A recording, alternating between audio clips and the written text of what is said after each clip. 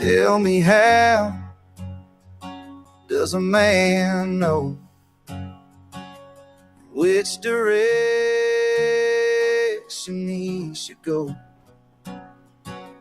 There is trouble at every turn, heartaches in my front door, living life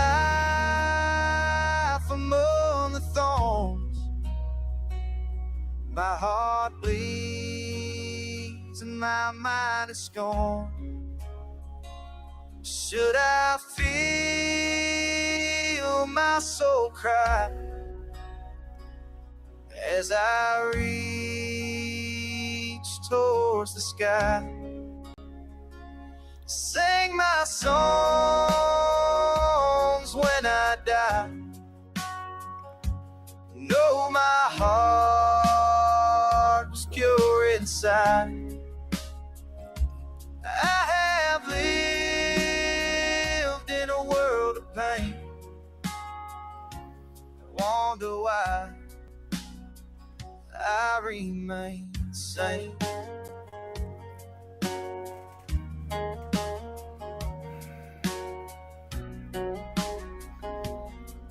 Dear God, please hear my plea. Hold my head and let me see my reward is your sweet mercy. And now no more searching, I am free, living life among the thorns. My heart bleeds and my mind is scorned. Should I feel my soul cry as I reach towards the sky? Sing my songs when I die. Know my heart's pure inside. I have lived in a world of pain.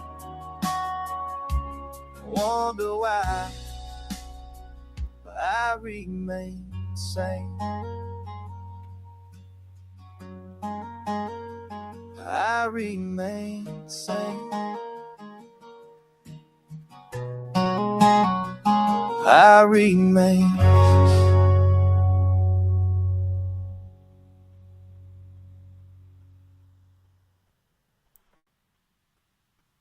Well, good morning.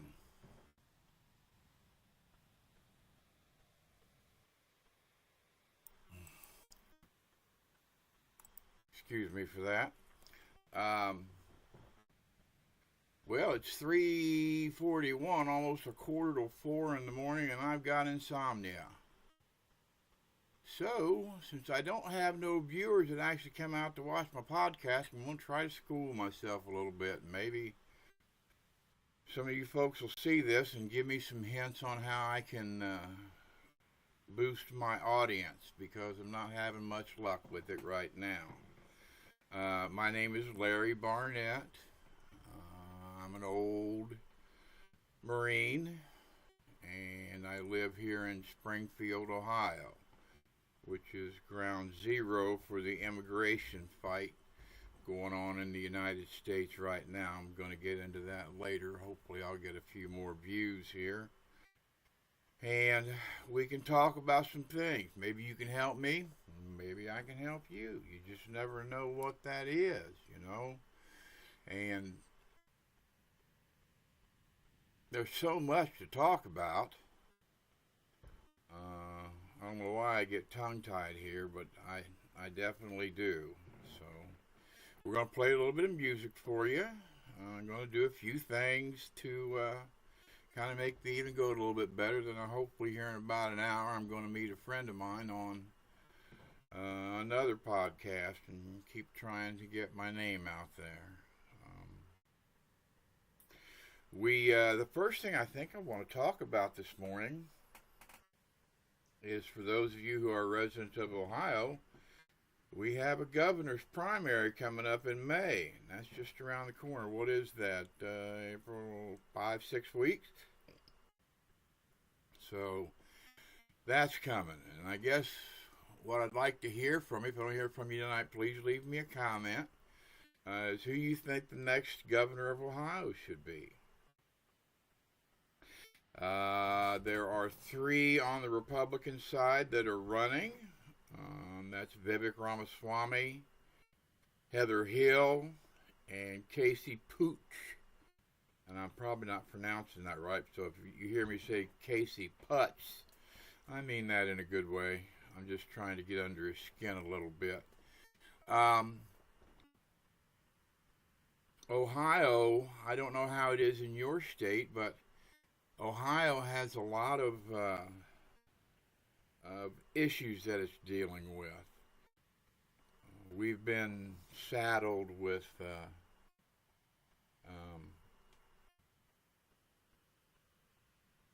illegal immigrants, politicians that simply want to line their pockets at the expense of somebody else while ignoring the will of the people. The next governor of Ohio, folks, doesn't need to be another rhino. If you're from Ohio and you're listening to this, consider voting for Heather Hill. And I'm going to talk about her just a little bit more. The thing is, when we vote politicians in, they have a surefire technique to get elected that works, as long as they've got media support. Now, folks may not like me to say this here, but the media has a lot to do, obviously, with you selecting the President of the United States. For many years, I always measured the President of the United States by the money that was in my billfold. If I had more of the same when he or she was to be taking into office, and that pretty much keeps me satisfied. But as I've gotten older, there are a lot more issues that I'd like to bring up. The question is, it comes to a point of saying, what are we leaving our children? I'm 70 years young, and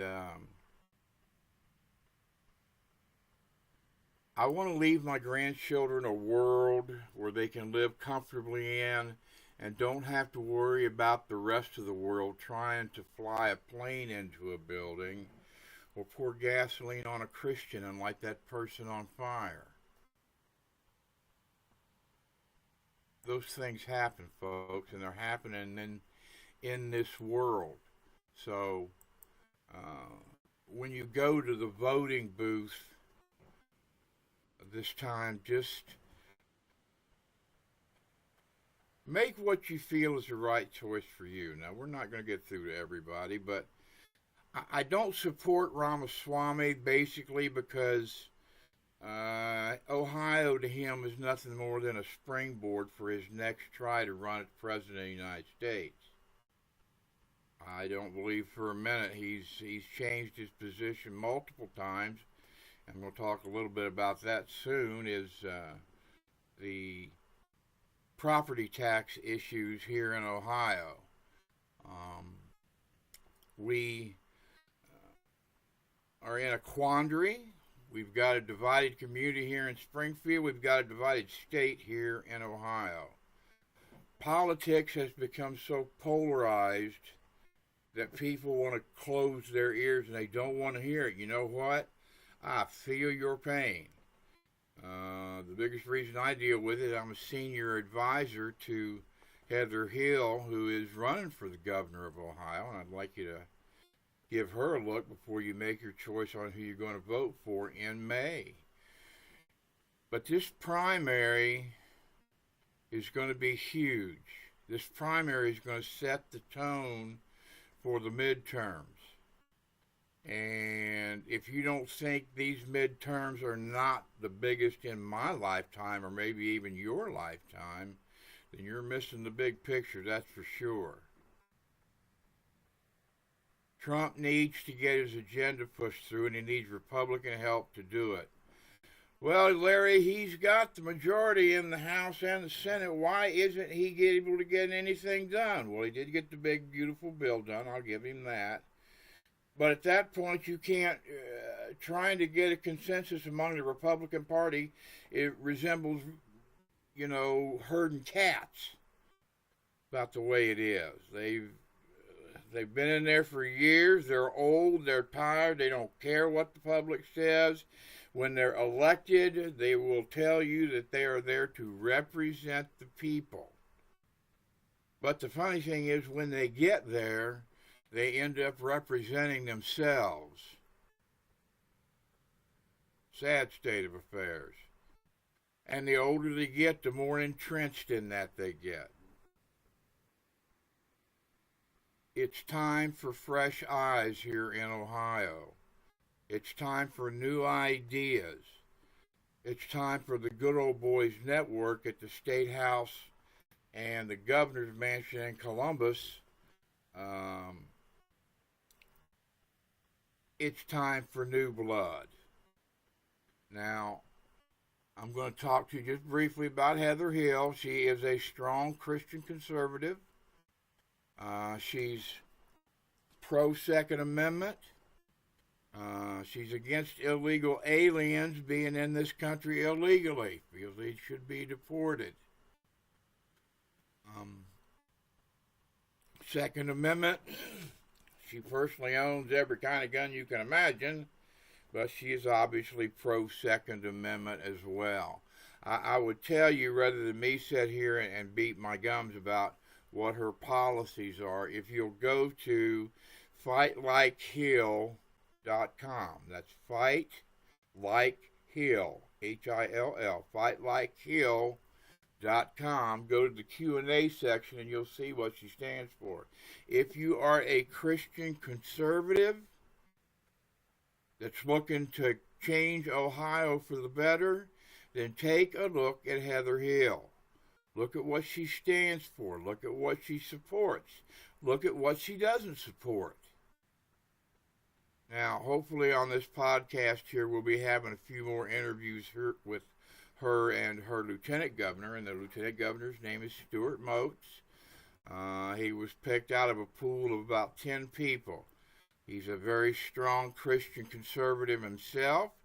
He runs his own business. He's a reality TV star, and I can't remember what the name of that show was, but I'll get that to you. But their ideas are new. They're fresh, and they're exciting. So I'll hope that you'll give consideration to her as you're making your choice here in Ohio for who you're going to vote with, okay? I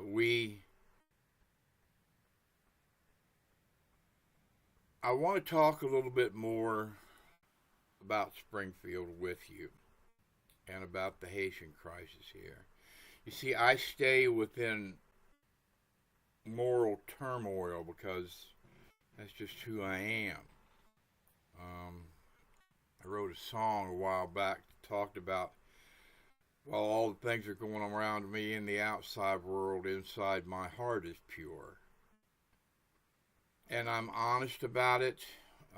I wrestle with the morality of this, but folks that are on the outside and my friends on the left, I would encourage you to look at the situation here. Pay close attention to how it got here.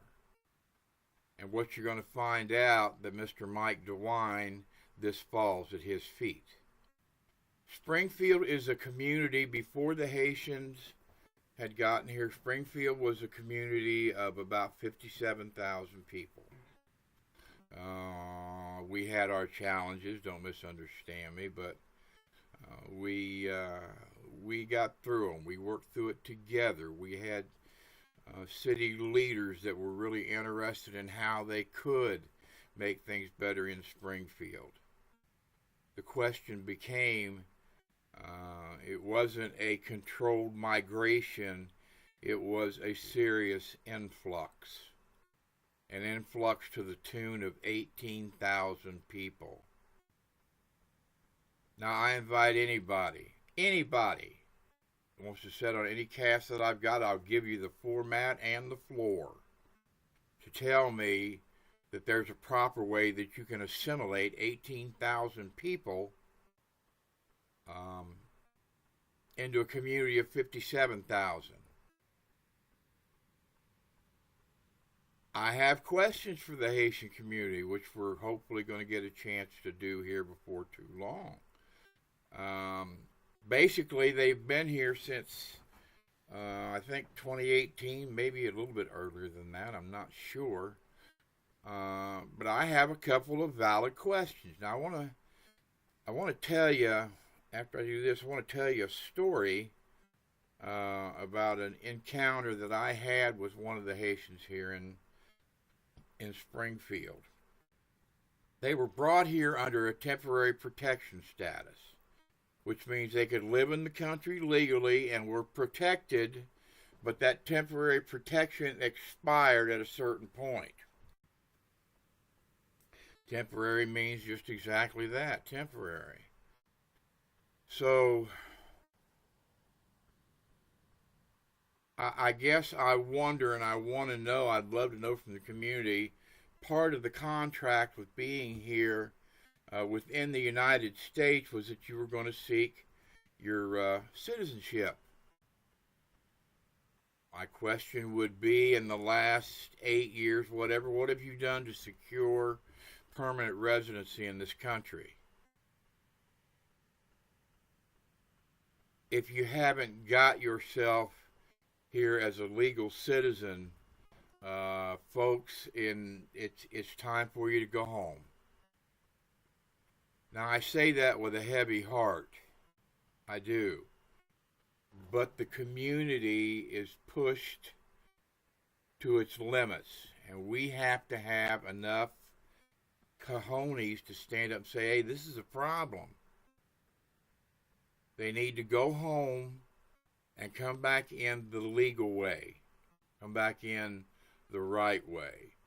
And while I'm not a big fan of Pam Bondi, I do believe that the program they put in place for illegal immigrants to go back to their home country or a country of their choice, and they would be given enough money to start their lives all over again and try and put citizenship back the way that it should be, and it should be done legally.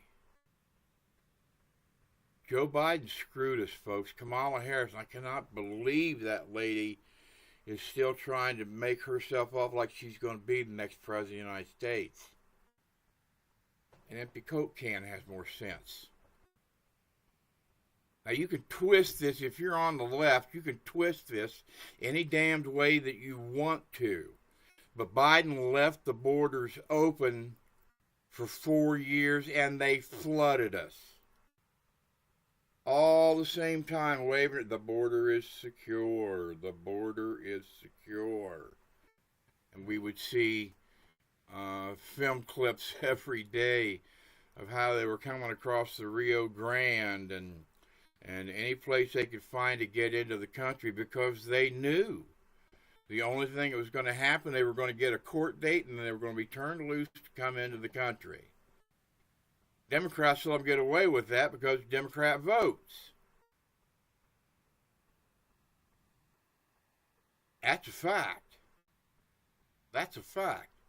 Now, you want to argue now, or do you think the border's secure now? Well, if you're saying no, you're blind as a bat. But if you're saying yes, then you knew what the Biden administration was trying to do for the Democratic Party. The problem is, you idiot, is that these countries opened up their insane asylums and their jails and sent them to the United States.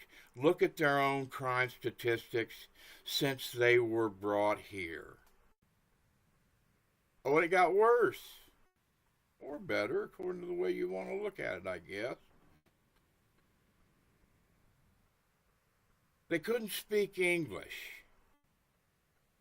And some idiot decided that it was okay to give these folks driver's license without proper training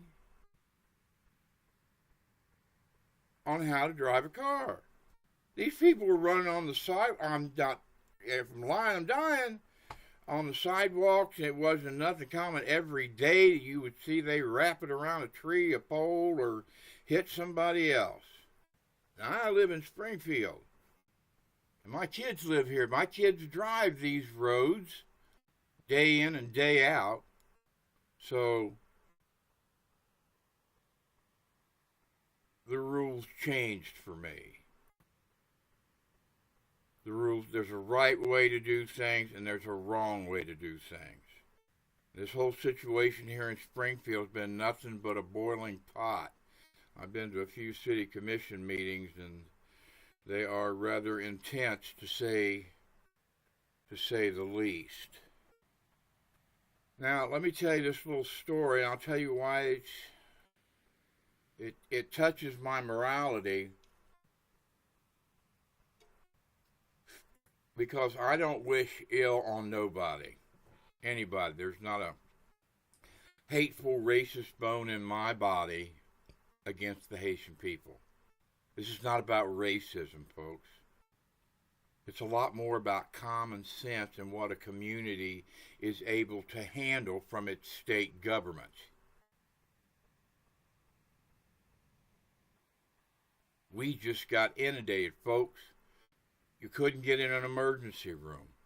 The Social Security office was jam-packed out the door. Job, Family, Human Services, the same way, all looking for that free check. Come here to get the freebie money. Come here to get the freebie goodies that they're still getting today. And while the left tells me, just look over here, let me give you a little bit of misdirection, when in fact, all that is misdirection to get you to look away from what the real problem is. The real problem here, we have 18,000 illegal immigrants. The problem here is they're not assimilating to our culture. If we want the best of the best, you think we're going to get them out of their prisons and their insane asylums? How stupid could Biden and Harris have been? How ignorant to think they just close their eyes and all this would just kind of blow over and go by, which the Democrats normally do. They're pretty good at that. If they don't want to get something immediate, they just want to answer the question. Nancy Pelosi was one of the greatest at it. I mean, I'm here to tell you, she was one of the best.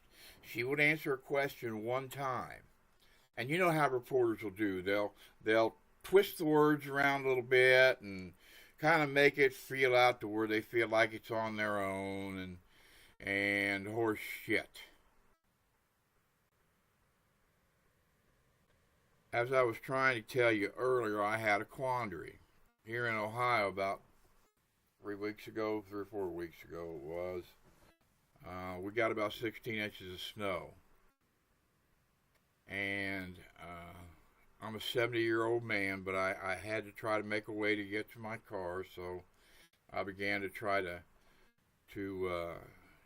shovel the sidewalks off. And I'm 70 with a few health problems, so you can maybe imagine after about 2 or 3 shovels what I was looking like. And it weren't pretty. I promise you that. It weren't pretty. So as I got to my front gate, I have a Haitian immigrant that actually lives next door to me. I've never spoken to him, and I don't hear much from them. They don't hear much from me. But he seen that I was struggling. He came over and said, "Can I help you?" And I said, "Yes, sir, you sure can." And he helped me shovel myself out of my house all the way out to my car. And I said, "You know what, the good thing to do was, well, sir, can I pay you something for doing this? You really saved me a lot of trouble." And he said, "No." He said, "I'm just helping a neighbor." Now that struck me. Some of my friends aren't going to like this, and that's okay too, because I am who I am, and I'm not going to change for anybody, not at this point in my life. But it put me, what if this guy is here to work and provide for his family? What if he's not here to suck up on the freebies and the stuff that the community, the state, and the federal government are giving these people? What if he's not doing that? What if he is out there trying to do and come to America and stay in America the legal way? And that's what I wrestle with. Because I don't hate nobody. It's not in me. Just don't hate anybody. I hate the way that I feel sometimes. I know what the chaos is in this town, but it's something small like that that doesn't seem to be anything to anybody. Just sort of tugged at my heartstrings. But TPS means temporary protection status. Temporary means temporary. Folks are going to tie it up in court. It's going to go to the Supreme Court, and the Supreme Court is just going to basically shoot it down. So all they're doing is just prolonging the time a little bit. I mean, there's stories that's circulating through Springfield here. If you want to find a person that's very up to date with what's happening with City Council, what's happening within the Haitian community, you need to follow the Empty Pockets podcast with James. That's the Empty Pockets podcast. And the guy that runs that, his name is James. Every Sunday at 7 o'clock, he has a guest named Diana that comes on there, and they bring people up to date with what's going on with City Council and what's going on within the community itself. So if you haven't had a chance to look at that, please take a look at James or Empty Pockets podcast, and it will bring you up to date on what's going on here. If somebody, I guess I'm talking because I don't really want my feelings justified. I know how I feel. I'm an independent voter. I try to stay very middle of the road when I go. I don't allow the media to influence my opinion. I don't allow anybody to think for me. I think for myself. I can listen to the left, I can listen to the right, and I can make an informed decision. I can also know when it comes to rhetoric. I can also tell when I'm being bullshitted. And my dear Democratic friends, that's what you're trying to do, is believing maybe that the American people are just too stupid to see what's been going on the last 4 and 5 years. The public isn't fooled. You know, I get tickled when politicians, they spend this money on these TV commercials, you know, and they sit back and they point at their opponent and look, did you hear that what he done and what she done and what they done, and that was illegal, and they're all a bunch of crooks, and okay. I listen to all that, but that's what I call rhetoric. Rhetoric does not motivate me to vote one way or the other. My mind does. And I would encourage everybody to kind of be the same way. Don't allow the media to make up. Don't allow Fox. Don't allow CNN. Don't allow MSNBC to make up your mind for you. Make it up for yourself. Look at the facts, let them fall where they may, and make them for yourself. Politicians get elected, ladies and gentlemen, by telling you what's wrong in the country. And who's to blame for it? It's always their opponent's fault. And God knows we wouldn't want a politician to accept responsibility for his or her actions, and then they turn around and wonder why the public's so polarized and fed up with politics as usual in this United States. Give me a break. They get elected by telling you what's wrong. There won't be a solution. They won't offer a solution. They'll simply tell you what's wrong because they know that if they can touch your heartstrings a little bit, that maybe they do feel what you feel, that you'll vote for them. And you'll vote for them without understanding how they're going to fix the things they say that they're going to fix. That's how governors are made. That's how presidents are made. And that's politics. So I'm encouraging you to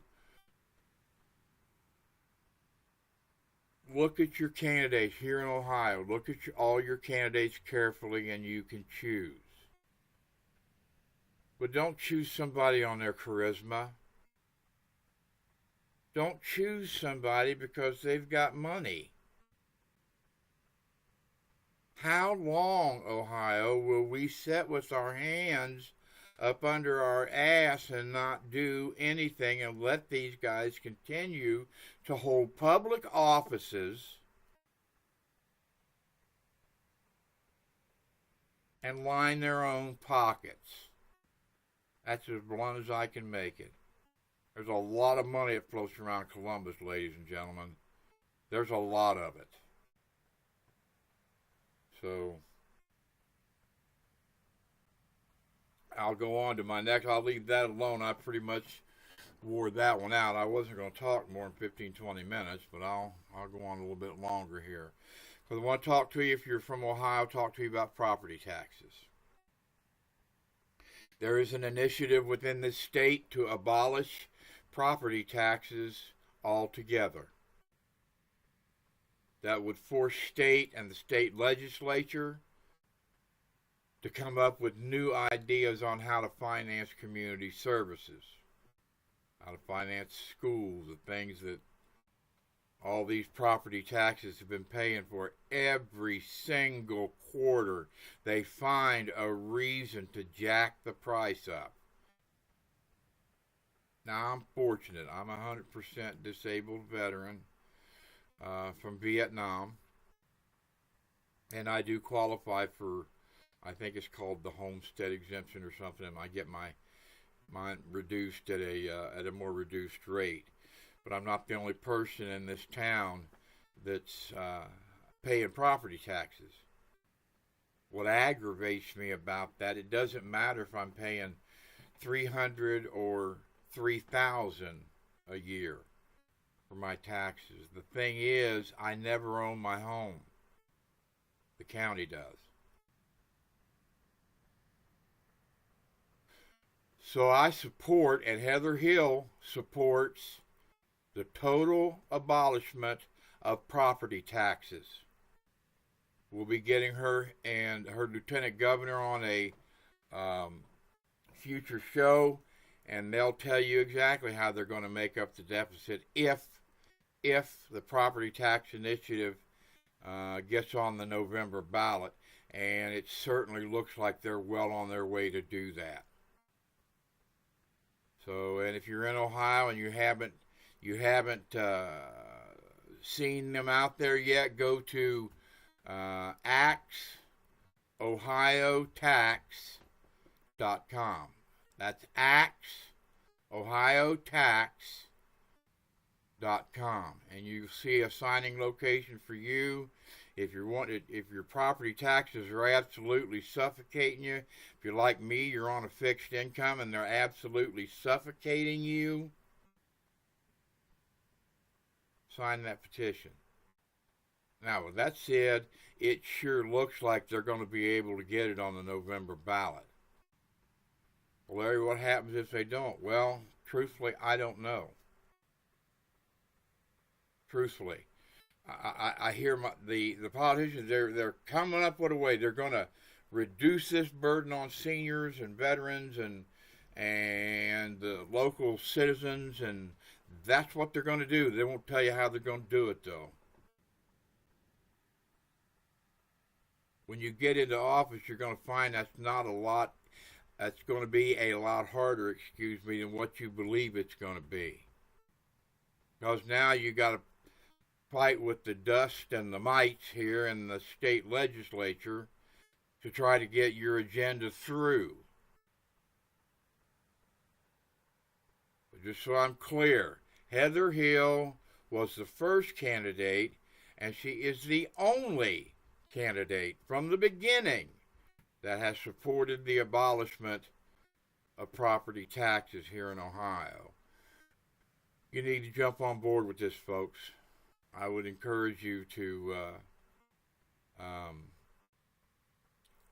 go to the websites. You can search them out and find there's a ton of them out there, and there'll be a place for you to sign that petition. But taxes, and especially property taxes within this city, they're just outrageous. It's outrageous. Can you imagine paying 30-year mortgages and you still don't own the home? Yeah, they give you a deed. Yeah, they give you a title. But what if you don't pay your taxes? That's right. The county will come, and they will come and take your home. So this is a very important initiative, and I hope that you take it very seriously, please. Okay, I'm going to run to the bathroom real quick. Maybe I should have said that or not. I don't know. Give me just a second. And let me play a little music for you.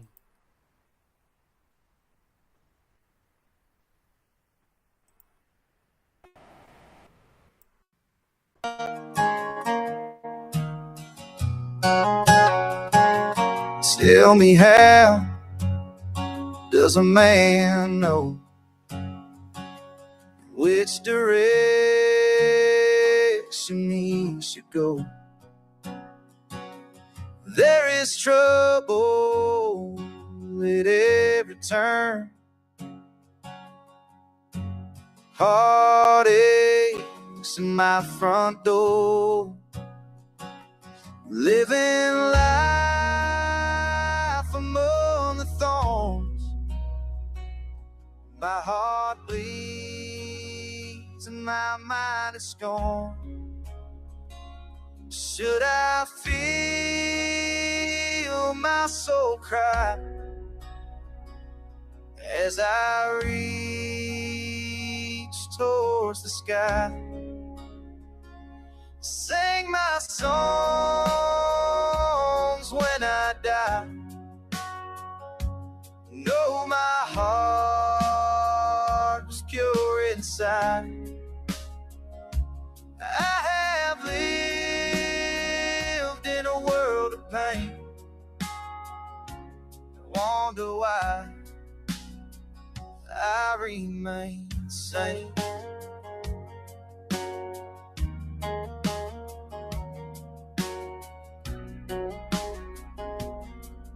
Dear God, please hear my plea. Hold my head and let me see my reward is your sweet mercy. And now no more searching, I am free, living life among the thorns. My heart bleeds and my mind is scorned. Should I feel feel my soul cry as I reach towards the sky. Sing my songs when I die. Know my heart's pure inside. I have lived in a world of pain. Wonder why I remain the same. I remain the same. I remain.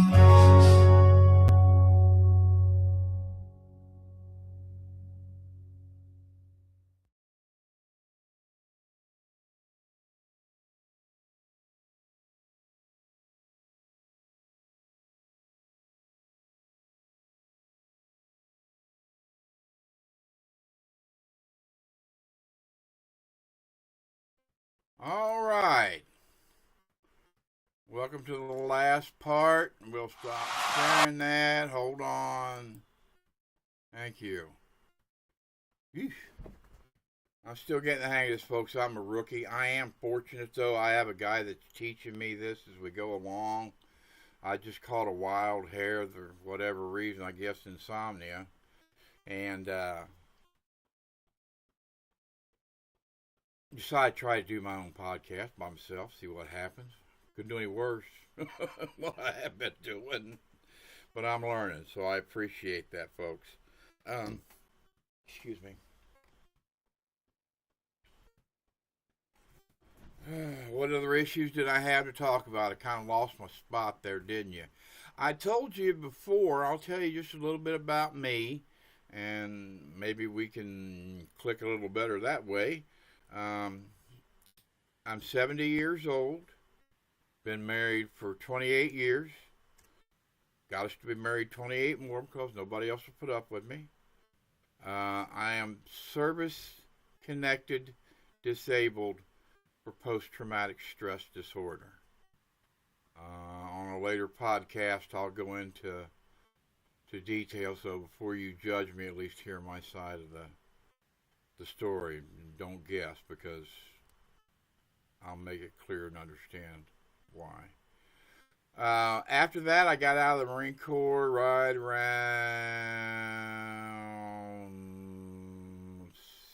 80, somewhere in that area there. Forgive me, folks. I'm starting to get tired.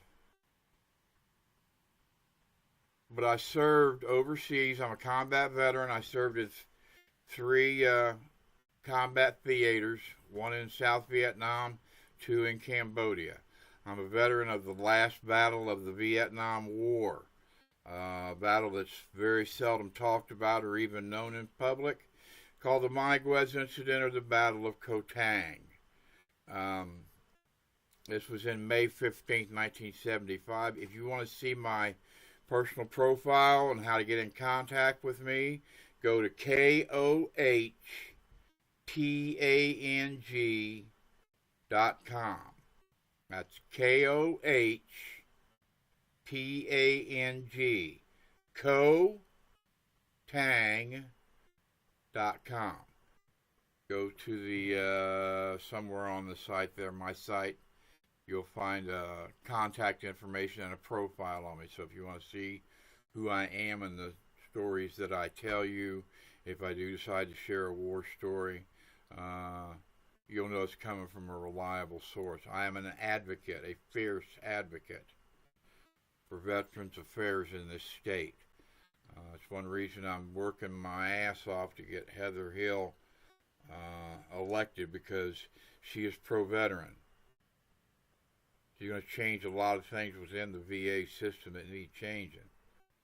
And if any of you followed the fiasco when Trump had come into office of the VA, it would just about make you sick. Death lists. Waiting sometimes a year, 6 months to a year to see a doctor. It was insane.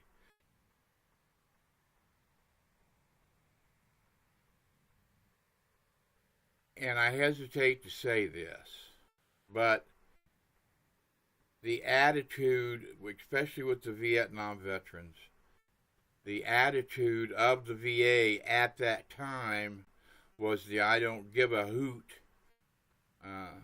mentality that they had. You had many of us coming back from the theater in Vietnam with a lot of emotional problems. I was one of them.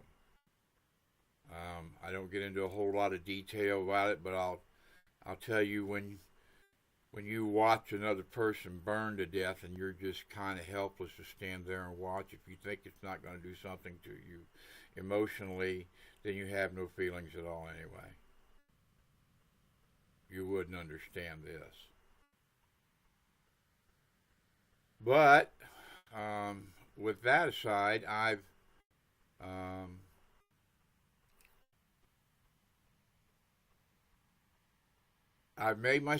became a truck driver. That's back in when you could get a chauffeur's license and take a written test, and presto chango, you was a truck driver. I drove the East Coast for almost 30 years, primarily in New York City, down to Philly, up towards Connecticut that way. And I did that because, you see, the Vietnam veterans had PTSD. The World War II and Korea veterans had PTSD before it had a name. It would come off as shell shock, battle fatigue. Those sorts of things were used in the earlier wars. But when Vietnam happened, then the name PTSD started to arise, and nobody realized the scope of damage that it had caused. Nobody woke up until there were over 25 veterans a day that were killing themselves, that would give in to those demons. I was almost one of them. I'm not proud. See it? Yeah, I did too. Because when that disorder takes a hold of you, it literally strangles your soul. I better leave that at that. That'll be another topic of one of my insomnia topics. If you watch this and you want to learn more about me, or kind of come and kind of hang out here with me on the evenings or something, let me know. But I appreciate you taking the time to listen to me. I will get better, folks. I promise you. As I go along, I'll learn. But I've got a lot to offer. I'm a 70-year-old man. I've got a lot to offer to a younger generation that's coming up in our place.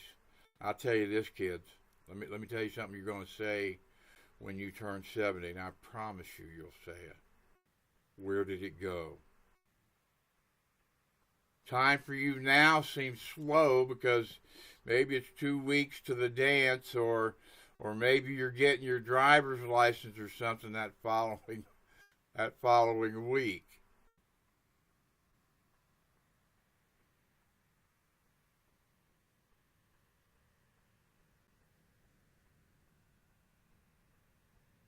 Well, folks, I think I better stop here. We will try to do another cast before too long. As a matter of fact, I'm going to try to do another one here in about 30 minutes. Thanks for watching. I appreciate it. I hope you got a little bit out of it, and we'll do another after midnight session soon. Thanks for coming. Bye-bye.